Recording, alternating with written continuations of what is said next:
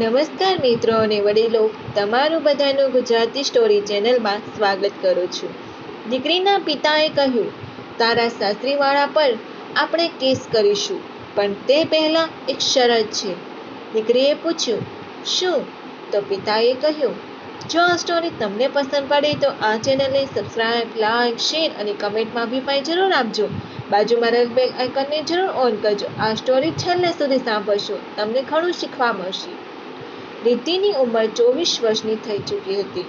2 વર્ષથી તેના લગ્ન માટે પાત્ર જોવાનું ચાલુ કરી દીધું હતું, પરંતુ રિદ્ધિને પસંદ પડે તેવો છોકરો હજુ સુધી જોયો ન હતો. રિદ્ધિની કોલેજ ચાલુ હતી અને આ વર્ષે જ પૂરી થવાની હતી. એવામાં એક છોકરો રિદ્ધિને પસંદ આવ્યો અને છોકરાને પણ રિદ્ધિ પસંદ આવી. એટલે વાત આગળ વધી અને પછી બંનેની સંમતિથી તે બંનેની સગાઈ કરી અને રિદ્ધિની કોલેજ પૂરી થાય પછી લગ્ન ગોઠવવામાં આવશે.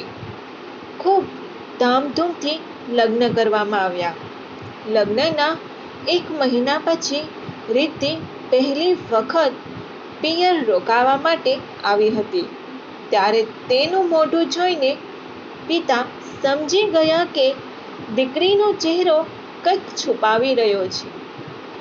આખો દિવસ બધા ભેગો વીત્યો.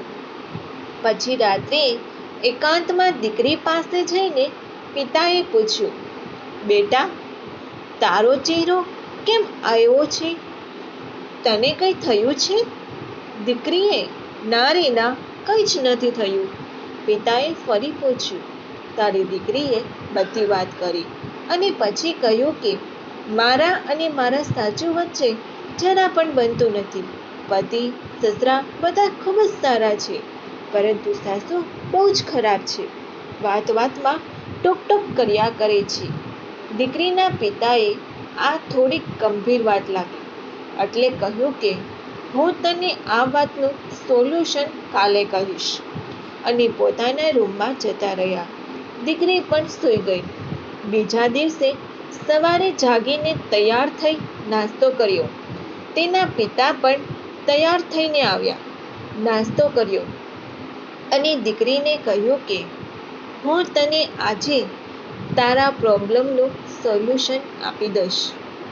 પિતાએ તને કહ્યું કે બેટા, તારા સાસુ દુશ્મન બરાબર છે, પણ કહેવાય છે કે દુશ્મનને હરાવવો હોય તો તેને સારી રીતે જાણવો પડે. તું તારી સાસુ સાથે 3 મહિના સુધી હું કહું તેમ રહેજે, અને પછી આપણે તારા સાસુ અને તારા ઘર વિશે બધું જાણીને પછી કેસ કરીશું અને બધાને ફસાવી દઈશું. દીકરીને પણ લાગ્યું કે 3 મહિનાનો જ સવાલ છે, તો તેને હા પાડી અને કહ્યું, પણ મારે રહેવાનું કેમ એ તો કહો. ત્યારે તેના પિતાએ જવાબ આપતા કહ્યું કે જો તારે 3 મહિના સુધી તારા સાસુ અને ઘરના બધા લોકો સાથે એકદમ પ્રેમથી રહેવું પડશે. તું એક આદર્શ વહુ બનીને રહેજે અને તારા સાસુ કંઈ પણ કહે તો તેની સામે ન બોલતી. અને હા, સાસુની ખૂબ જ સેવા કરજે, જેથી બધાને એવું લાગે કે તું એક આદર્શ વહુ છે અને એ લોકો જ ખરાબ છે.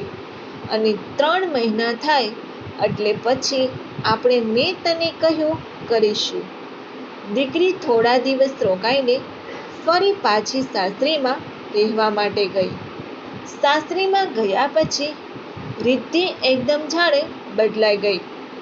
જે વહુને સાસુની વાતો નહોતી ગમતી, તે હવે બધું મૂંગા મોઢે સહન કરવા લાગી અને તેના સાસુની ખૂબ સેવા કરવા લાગી. સાસુ કંઈ કહે તો તે સાંભળી લે અને તેનો જવાબ ગુસ્સાની જગ્યાએ હસીને દેવા લાગી. વહુ આટલી બદલાઈ ગઈ એટલે એની સીધી અસર તેના સાસુ પર પણ પડી. સાસુને હવે તે બહુ ગમવા લાગી. તે બધા પાડોશીના મોઢે પોતાની વહુના વખાણ કરવા લાગ્યા. સાસુને પગ દબાવી દેતી, તેમજ મજા ન હોય ત્યારે ખૂબ સેવા કરતી, અને સામે સાસુ પણ કોઈ દિવસ વહુને ઊંઘ આવી ગઈ હોય તો પહેલાં જગાડી દેતા, અને હવે તેની જગ્યાએ તે વહુને ઓઢાડી દેતા. આ બધું જોઈને વહુને તેની સાસુ સારી લાગવા લાગી. પિતાની વાતો પર હવે થોડો અવિશ્વાસ થવા લાગ્યો.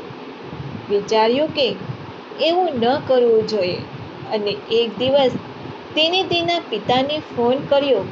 તારી સામે પિતાએ ફોન ઉચક્યો અને કહ્યું, બોલ બેટા, કેસ નથી કરવો ને હવે? દીકરીને આશ્ચર્ય થયું. તેને પિતાને કઈ વાત નહોતી કરીને તેને કેમ ખબર પડી?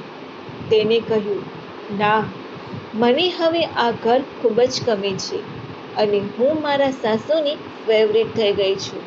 પિતાએ હસીને કહ્યું, મેં તને પહેલાં એમ કહ્યું હોત કે તારે બધું સહન કરવું પડશે અને તારા સ્વભાવમાં પણ સુધારો કરવો પડશે, તો કદાચ તને હું પણ ખરાબ લાગ્યો હોત.